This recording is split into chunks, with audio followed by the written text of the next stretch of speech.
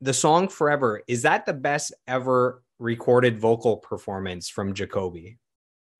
Man, I don't know, but I might have a hard time arguing that point. Yeah, it's Like pretty those deep. clean Yeah, verses, it's yeah, like the tone, the delivery, everything. It yes. stands up there. I'm thinking about like Chris Cornell on some of the Audio Slave songs that have kind of that same atmospheric verse where it's like his vocals are holding everything down.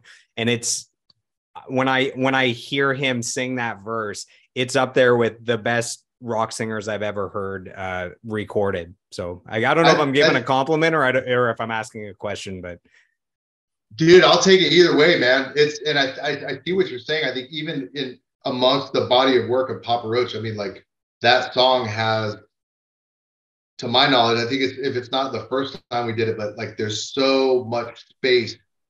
Like there's nothing, it's like there's nothing holding that song together. It's drums, it's like these like Native American Indians sounding like that's the way I wrote that part was to sound like like a you ever been to like an Indian powwow and you hear like the drums?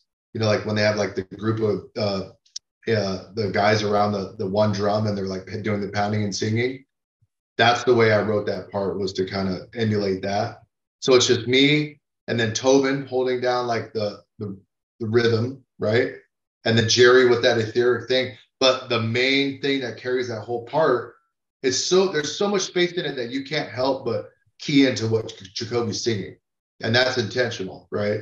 And even like with the way Howard produces the vocals, very compressed. You hear every breath, every like little lip movement and all the spit swirling around like in the mouth. You know what I'm talking about? It's like that really compressed where you hear every little nuance of the vocal. And that's the first time that I can ever remember us doing something like that. So thank you for the compliment. And that's kind of my version of the story of what that is, that part.